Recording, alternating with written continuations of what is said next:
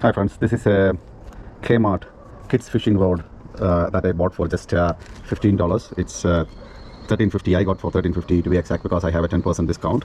So it's a Jarvis Walker Junior Flash 5 feet combo, spin combo for ages 5+, flashing LED lights when you spin the handle, blah blah. So it's a really cheap and really small fishing rod, and it has a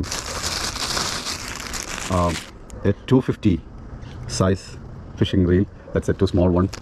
Usually I fish with a 2000 plus size capacity reel. You can see that when you spin it, there's an LED light on it, and it doesn't require any battery. It works by generating electricity using a small coil system when it gets spins. This is supposed to be a use and dispose kind of rod and reel, so not really anything fancy. The handle is very small for kids, so yeah, for an adult, yeah, it's still good for an adult to hold on. And yeah, let's set it up and let's see what fish we catch on this tiny rod. So let's cut open the cable ties on it. It comes with the cable ties. Right, so the rod is 2 pieces. The top part goes into the smaller part, and there's a rubber cushioning, and I can see that once inserted properly, it's holding well, it won't come loose. And those kind of rods, one thing to mention is that when inserting, we need to make sure that there is no pieces of sand or any dirt when inserting. So if not, it will be very difficult to come off. Let me try a small bend test. I don't want to bend it too much because the rod may break, because it's a cheap rod. But yeah, it's bending a little bit, not bad. Now the spinning looks good. I'll tighten this part to make sure the reel is held properly on the rod. And yeah, I will never take the reel off from this rod, I suppose, because this rod and reel is going to be together and for always. And the line, let's have a look at. Yeah, now it spins backwards and forward. So when I click this switch, then it moves only in one direction, which is expected. And the bail is open now, and let's have a look at. It got stuck. Wait, it got stuck. Yeah, now it's loose. Okay, let's try to get the small line out. It is difficult to get that small line out because the tag is too small, so I may have to use my long nose plier to get it out. Okay, here we go. Now the drag is set too tight. I loosen the drag so that I can pull line. The sound of the drag going loose makes sound consistent to that of a cheap reel, but yeah, let's try out. So I'm feeding through all the guides, pass the line through all the guides, and it's now ready to be tied to a what I will do is I will put a very small sinker on this, and then a swivel, and then we'll tie a leader. The leader will be very simple, just a 40 centimeter line on it, and probably a small sinker towards the end of the hook too, because where I'm planning to fish, the fish they sit at the bottom, so we want to make sure that the bait is presented as close to the bottom as possible. So we have a very small size ball sinker. It's a very small sinker, so we won't need a cushioning bead or anything. So I'm going straight to a swivel. It has been already used in the past, but that's fine.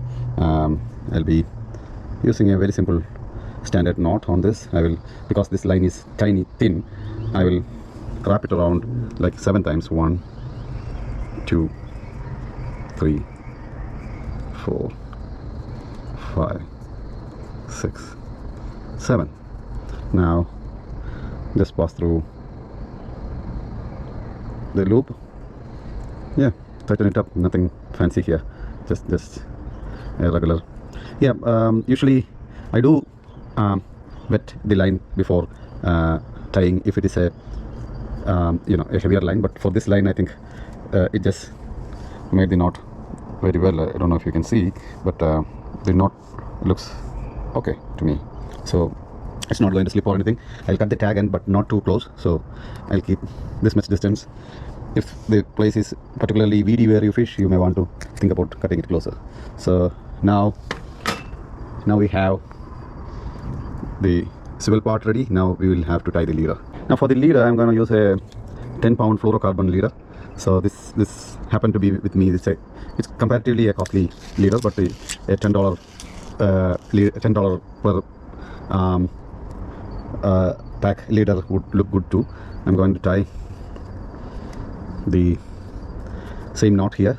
2, 3, 4, 5, 6, 7. Right.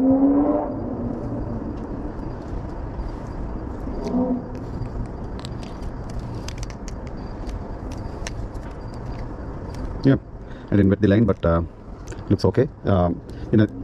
It's because I'm making a video that I'm not wetting the line, but it's always there's nothing wrong in wetting the line, and it's good to have the line wet when to have the knots sit perfectly. So I'll take about, this is around 50 to 60 centimeters of line. I'll take 60 centimeters of line so that when I tie the hook, it's still gonna be somewhere around 45 centimeters. So some extra end would be fine. Where I'm fishing, there is a lot of small tilers and they have very sharp mouth, so they would, even if they cut the line a little bit, I'll still have room for making another tying another hook without having to change the leader altogether. So that's a little bit extra length of leader helps me a lot in getting back to fishing faster. So the hook that I am using is a very cheap Jarvis Walker Suicide size 4 20 piece for I guess $2. I can't remember. It's less than $2 for a 20 hook. So yeah, 10 cents per hook, I suppose. So not costly at all. So what I'm going to do, because this is small hook and there may be bigger fishes in there like flatheads, I will use the great tip from one of my favorite YouTuber whom I have learned a lot of things, is Roger Osborne. He have excellent beach fishing and other fishing related videos. So if you haven't seen his channel, I would recommend his channel. It's a great place for beginners as well as experts to learn more about different types of fishing. So I will use 2 hooks because there is a concept called a stinger hook or an assist hook.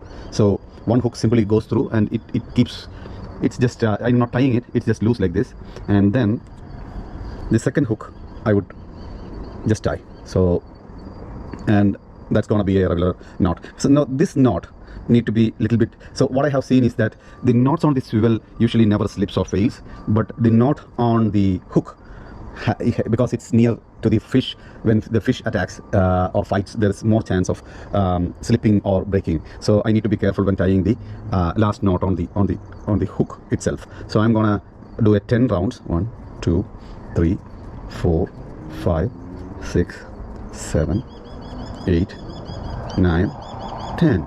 Now I would wet the line a little bit. I have wetted the line. Now I will tie the knot. Sorry if you can't clearly see this. The light is going down and I'm planning for a night fishing. That's why I'm quickly recording this video before starting to the place that I fish usually.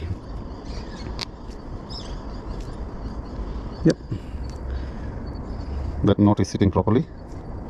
So I'll cut the tag end.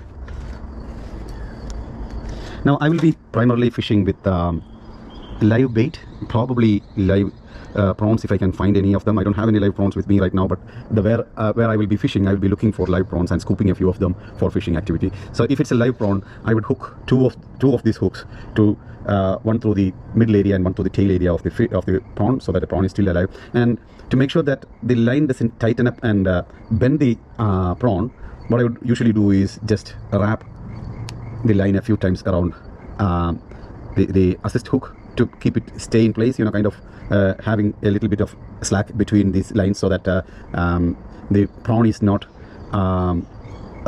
too tightened by the two hooks getting very close. Now that's just me. I just do that and I felt it'd be more successful.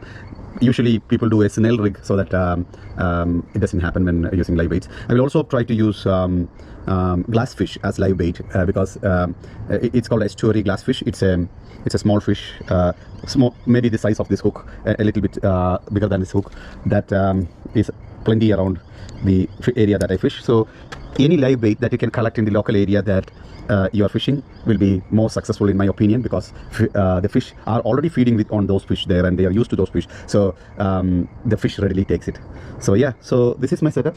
So again, it's the KMART kids rod, junior rod, flash rod with LED lights and whatnot. So people think, people who would be watching me fishing with this little rod would be considering it as a really failure attempt at fishing. But what I have seen is for small fishes, which is less than say 70 centimeters or 65 centimeters, if we can deliver the bait successfully to the fish, and then there's a fair chance of landing the fish. So that's what we are trying to. Hey, so that's my neighbor's cat. She has got a bell on her, and she does this friendly visits every now and then. We love her little visits. So yeah, so let's go fishing.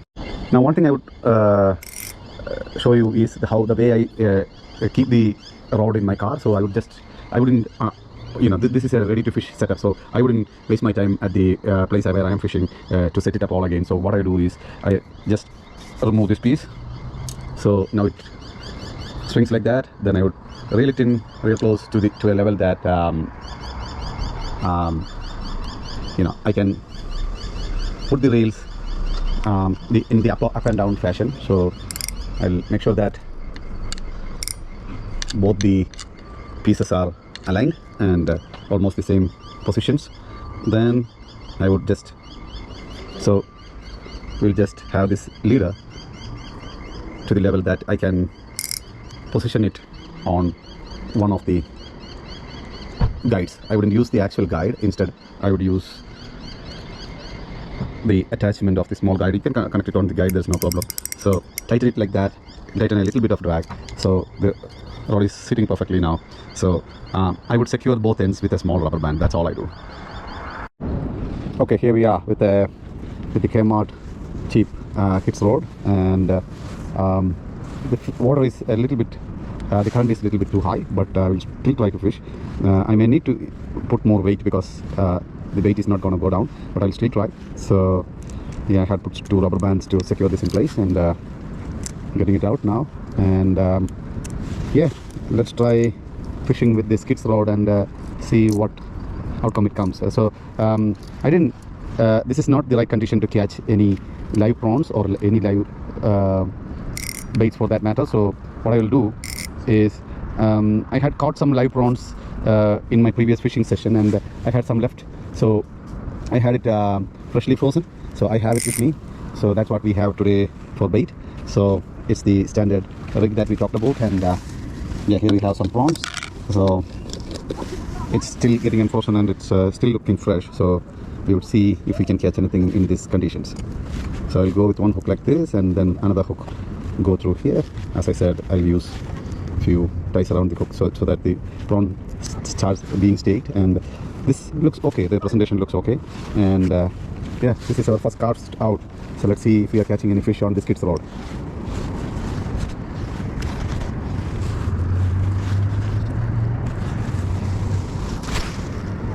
Wow, that casted really far. So for a kids rod, the distance that we achieved using a tiny bead like that was really good. So I give credit to that for this cheap rod. But let's see if we can connect with any fish. So now the line has came all the way down to the side, which is expected because at this rate of water flow, we are not expecting the bait to be holding too long. So yeah, the bait is still on, but the current has caused it to, one of the hook has fallen off. So if there was only one hook, the prawn would have been already lost. So I have this bit. I'll cast towards the current, so I cast this way so that the bait can have all the way to this side. That's really nice. I like the casting distance on this one, even though I don't like how the line is all springed up, but that's okay. This rod has been, say, in there for a while now. Oh no, it only took, even though I casted that way, it only took a very few seconds for the line to go all the way that side. And right now it's still in the strike zone, but within few seconds the bait will be all the way to the side, so there won't be any fish there anymore, at least not the ones we wanted. So let's still see if we can connect to a fish in that spot, because we see some fish sometimes there. So not in a current like this though. Yep, it has gone all the way to the side, so we are not expecting any fish to take the bait anymore. So yeah, the LED looks cool for the kids. This would, if the fish doesn't keep them entertained, then these LEDs are gonna take the boredom out of them, I suppose. Yep, we have this prawn still on, which is a plus. So let's see if we can increase the weight on this and keep the bait holding for a few more seconds.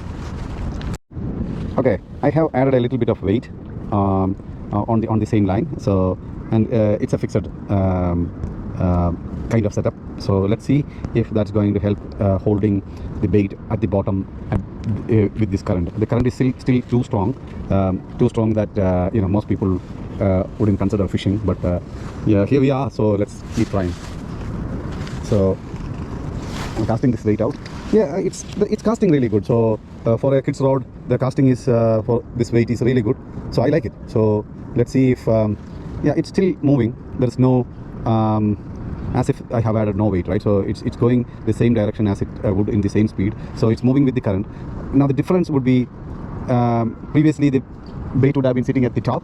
Now the bait would have probably sitting at the bottom with that weight. So that's what we are expecting. And if that happens, then there are chances that we connect with a fish even at this current. Let's see. Now I casted over there and it drifted all the way to here, but it hasn't moved from there. That means two things. One, the weight is sitting at the bottom, or I may have caught a snag. So to know what exactly it is, we will try reeling it in a little bit. Because of all the current, we are not getting any bite on prawns today. So and also they are dead. So I have got some small fish called, it's a estuary glass fish. It's an excellent bait. So let's try hooking one of those up and see if that makes a difference. So one through the head, one through the tail, while keeping the fish still alive. So that's how it looks after hooking. So I have added some weight, so it may keep the line in place. Okay, I'll just cast it out and see if that makes a difference. Now, not that it's very the tide is too strong. Yeah, but it's gonna change. So yeah, it's gonna change soon. It's just because it's high tide season there. Yeah, the moon. Yeah. It's a full moon, so caught a fish. It's a small fish, but it's still taking line. So let's see what it is. I'll adjust my drag a little bit and see what fish it is. Oh, it's pulling a drag. So I think, don't know what fish it is yet, but it's staying low and it can walk. So let's see what fish it is. Oh, it's a little bit heavy. Oh, it's a flathead. It's a flathead. So the first fish on this KMART road is a flathead, and let's see if we can land him on this road. So I'm not going to use a landing net. I'm still trying to land it with this rod. So let's see whether the rod is able to handle it. Yeah. Yep. We were able to land the fish. So it's a decent sized flathead, but I think he's almost off the hook, and he just got, yeah, he's unhooked now. So it should be almost a legal size flathead, but I'm not keeping any fish for today, so I'm letting him go. So without he getting an opportunity to sting me, I'll let him go. Hey buddy. Yep, that was first flathead, first fish of the day, and on the KMART $15 rod. Not bad. I think I have caught another fish. It's a small one, but let's see what fish is there. Yeah, it's coming this way. Another flathead. Nice. So it's a small one, so I can land it like that. Yep. Another flatty on the KMART rod. Let's unhook and release him.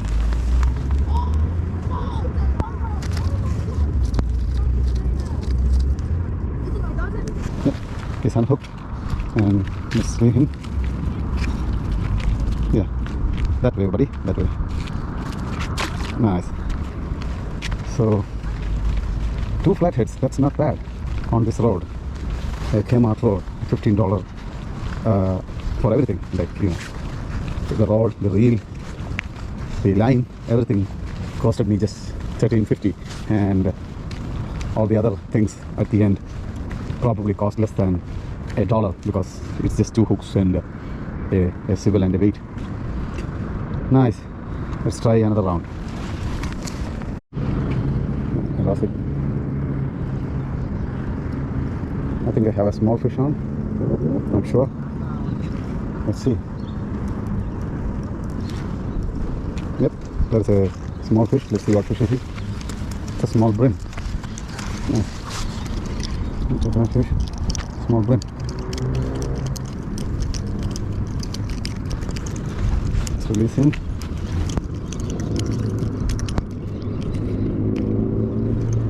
Yep, small bream.